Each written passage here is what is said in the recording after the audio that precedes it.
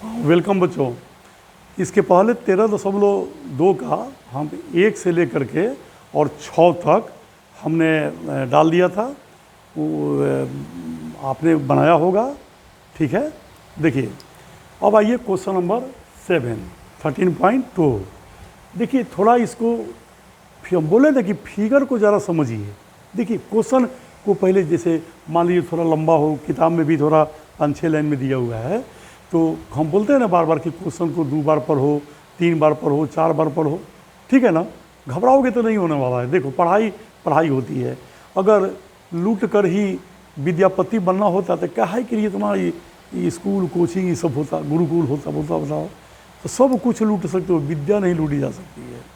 ये तुम्हें भी मेहनत करना, जो लोग पढ़ाते हैं, मैं भी पढ़ाता हूँ, जितना हमारी सामर्थ्य है उतना मैं भी मेहनत करता हूँ।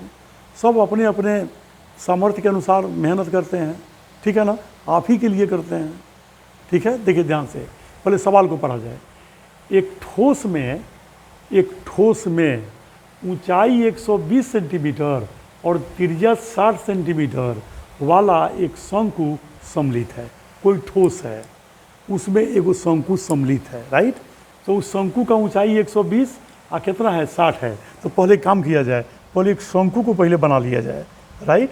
तो सवाल धीरे धीरे मैंने समझ में हम लोगों को आएगा। देखिए अब यहाँ पर मान लीजिए कि ये एक शंकु है ना, और इसका जो ऊंचाई है ना, पहले रुक जाइए। देखिए इसका हाइट जो है ये है ऊंचाई, है ना, और ये इसका क्या हो गया, रेडियस हो गया। तो ऊंचाई 120 है बच्चों, जैसे ये ऊंचाई हो गया 120, है ना, और फिर इसकी त्रिज्या कितना हो गया, तो 60 हो गया। ओके, पहले जहाँ यहीं तक पढ़े हैं तो इससे चलो ये फिगर बन गया। फिर देखो क्या कहता है, सम्मिलित है, जो वाला एक शंकु सम्मिलित है एक ठोस में, ऊंचाई 120 सेंटीमीटर और त्रिज्या 60 सेंटीमीटर वाला एक शंकु सम्मिलित है, जो 60 सेंटीमीटर त्रिज्या वाले एक अर्धगोले पर आरोपित है। यानी यह शंकु 60 सेंटीमीटर त्रिज्या वाला, ध्यान देना, इसका भी त्रिज्या 60 सेंटीमीटर है, और ये जिस अर्धगोला पर है उसका भी 60 है। तो सीधा मतलब है बच्चों कि यहाँ पर जैसे हम लोगों को जैसे मान लीजिए कि अर्धगोला मिलेगा, देखिए ध्यान से,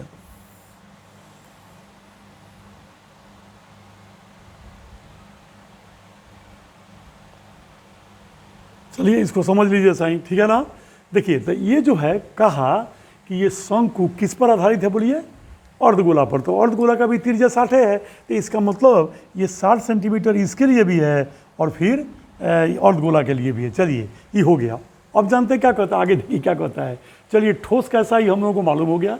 जैसे मान लीजिए कि हम लोगों का माने जैसे माने यही ठोस है, यही वाला ठोस है, ध्यान दीजिए, खोखला ओखला नहीं है, ये ठोस है, पूरा एकदम पैक है, ठीक है ना। देखिए ये इतना ठोस है। और बताइए तो दिमाग लगाइए बच्चों, बोलिए यहाँ से लेकर यहाँ तक ये भी तो 60 होगा, बोलिए यहाँ से यहाँ 60 होगा कि नहीं होगा। अच्छा तो 120 शंकु का हाइट है और 60 इसका है, तो टोटल हाइट माने यहाँ ये पेदी से लेकर ये ऊपर तक एकदम 180 हो जाएगा। देखिए ना 120 ये होगा, है ना, और फिर हई 60 नहीं होगा, चूँकि ये 60 है तो ये भी तो 60 ना होगा, हई वाला 60 होगा कि नहीं होगा। तो चलिए देखिए ध्यान से, तो टोटल 180। देखिए क्या कहता है, घबराइएगा नहीं, पहले समझ गया ना। क्वेश्चन ने कहा कि एक ठोस का डिजाइन ऐसे है क्या, तो एक शंकु है, उसका ऊंचाई 120 है। मैं बार बार कुछ कारण से बोल रहा हूँ कि कुछ बच्चे कमज़ोर होते हैं, 2-3 बार सुनेंगे तो याद होगा। उसके लिए अगर आप तेज़ हैं तो आप एक ही बार सुनिए, बढ़ा लीजिए। देखिए तो क्या हुआ ना कि पहले ठोस की कल्पना किया गया, तो एक ऊपर शंकु है, नीचे अर्धगोला। शंकु की ऊंचाई 120, अर्धगोला और शंकु की त्रिज्या 60, ये हो गया। और हम बोले हैं ना कि जब ये 60 है तो ये भी 60 होगा, तो टोटल हाइट 180 होगा। अब यहाँ पढ़ा जाए क्या कहता है। एक ठोस में ऊंचाई 120 सेंटीमीटर और त्रिज्या 60 सेंटीमीटर वाला एक शंकु सम्मिलित है, जो 60 सेंटीमीटर त्रिज्या वाले एक अर्धगोले पर आरोपित है। ये तो हो गया।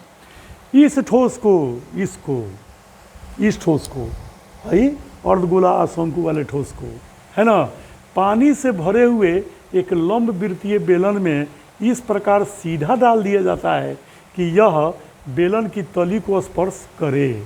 अब देखिए, अब इसको उठाया गया, एगो बेलन में क्या किया गया, डाल दिया गया। अब बेलन में पहले से कहती है पानी, है ना। यदि बेलन की त्रिज्या 60 है, देखिए उसका भी त्रिज्या 60 है, ध्यान दीजिए, शंकु की भी त्रिज्या 60, ठीक है, अर्धगोला की भी त्रिज्या 60, इसको उठाकर जिस बेलनाकार पात्र में डालना है उसकी भी त्रिज्या 60, यानी बुझ गया ना कि डालोगे तो एकदम सट जाएगा, राइट। और ऊंचाई 180 है, ध्यान देना, इसलिए मैं बार बार तुमको जोड़वा रहा था 180। देखो इसका टोटल हाइट यहाँ से यहाँ तक 120, नीचे जाओगे तो 60, तो बोलो टोटल 180, इसको जिस बेलन में हमको डालना है उसका भी ऊंचाई 180। इसका मतलब कि जैसे इसका पेदी या बेलन का पेदी, अब बेलन का ऊपर सिरा ये एकदम बरोबर होगा तभी ना ऐसा होगा, यानी इसको उठा करके हम लोग कहाँ डाल दें बच्चों, इसको बेलन में मतलब डालें। तो ध्यान दीजिए, अब जैसे हमने इसको डाला,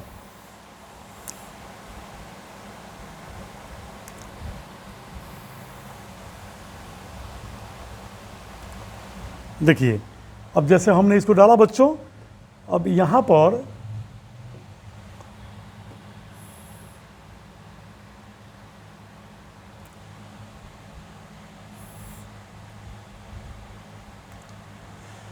देखिए इसको डाल दिया, है ना, याद कीजिए कि है ना ठोस है हमारा ये डाला हुआ।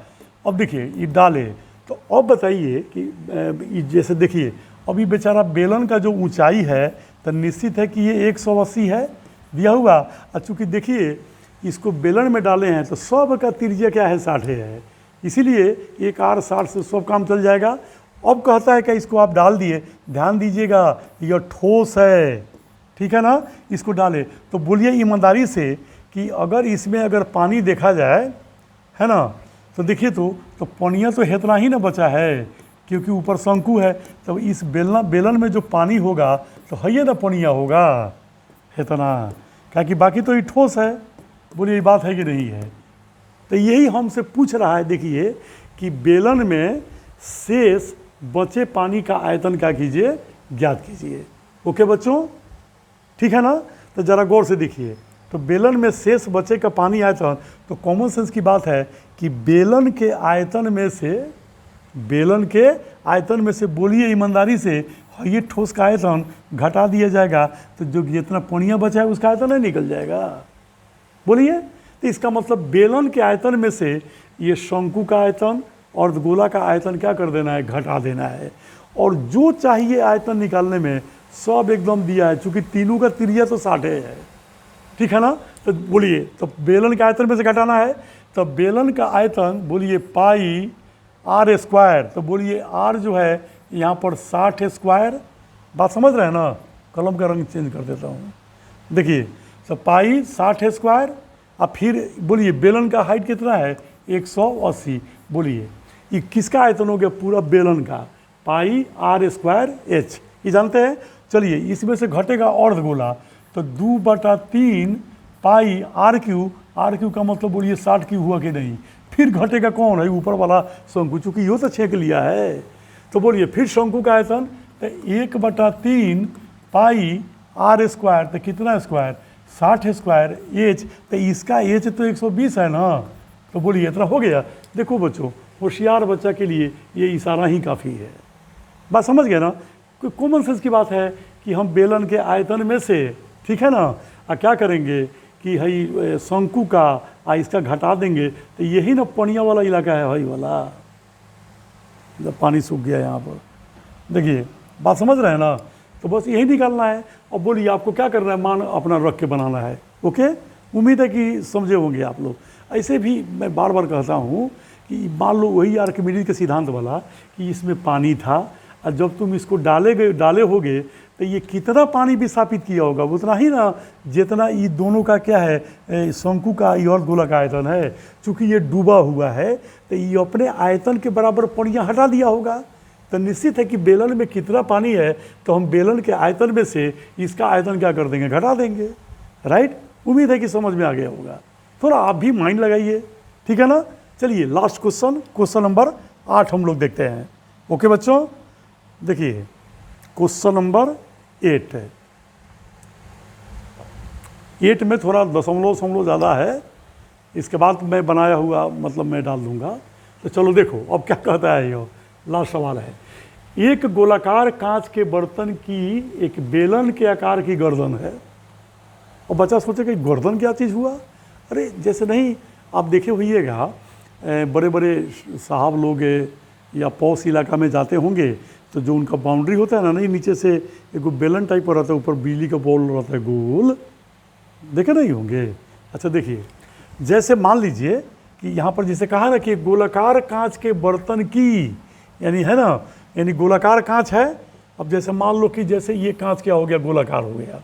ओके, अच्छा कहता है कि इसका जो गर्दन है ये कथी है, बेलनाकार है बच्चों। भाई यही गर्दन, अब इमेजिन कर लिए कि भाई बेलन के ऊपर क्या है, गोला है। एक गोलाकार कांच के बर्तन की एक बेलन के आकार की गर्दन है। ये तो हो गया, आप समझ गए है ना। जिसकी लंबाई 8 सेंटीमीटर है, यानी जो है गर्दनवा है ना, तो इसकी लंबाई कितना है बच्चों, 8 सेंटीमीटर है।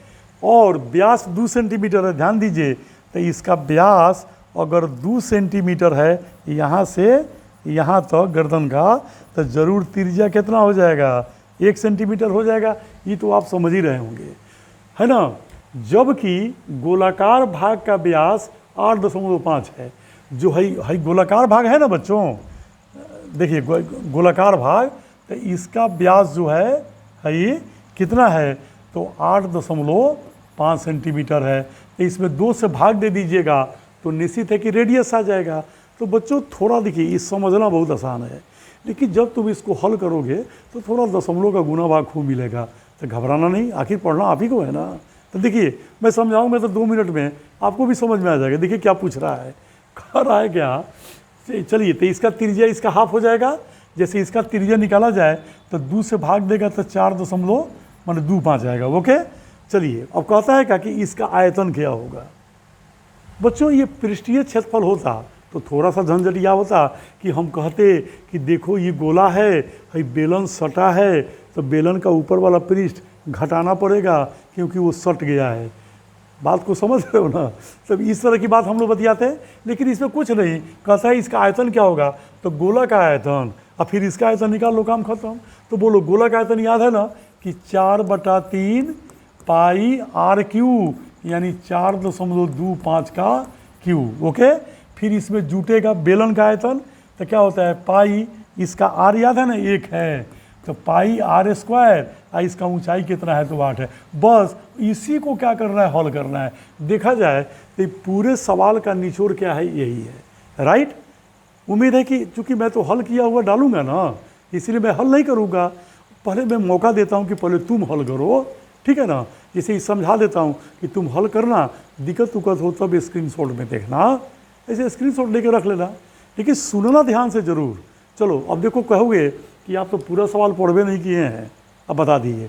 देखो पहले तो समझ गए क्या आयतन निकालना है, अब उसके बाद देखो क्या कहता है।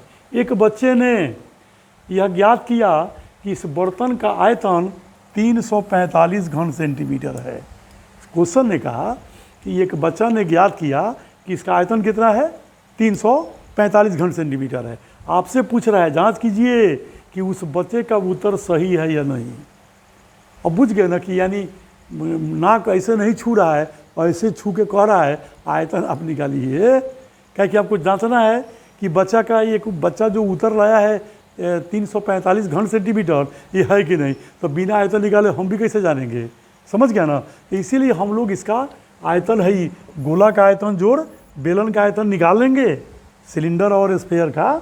निकालने के बाद हम तुलना करेंगे कि 345 आ रहा है कि नहीं, तो 345 नहीं आएगा।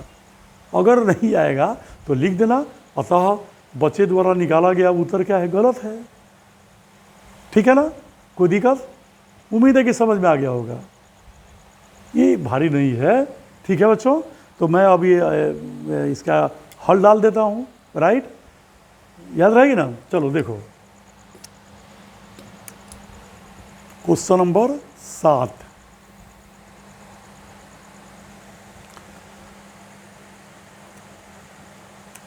बच्चों मेहनत से पढ़िएगा, तैयार वार करते हैं तो बड़ी टाइम लगता है ना। चलिए स्क्रीनशॉट ले लीजिए। ठीक है बच्चों, चलिए क्वेश्चन नंबर 8,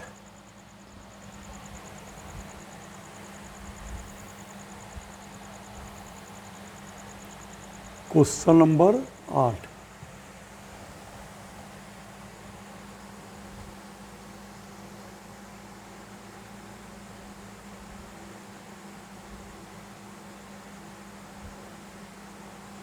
ठीक है बच्चों, थैंक यू वेरी मच। इसके बाद एग्जाम्पल डाल देंगे। ओके, फिर से कहता हूँ, स्क्रीनशॉट लेके छोड़ दीजिएगा, सवाल पढ़ के आप अपने से फिगर बनाइएगा, 2 बार 3 बार बनाइएगा, मेहनत कीजिएगा। पढ़ाई आपकी संपत्ति है, राइट। उम्र बीत जाएगा फिर ये सब चीज़ नहीं मिलेगा। Thank you very much.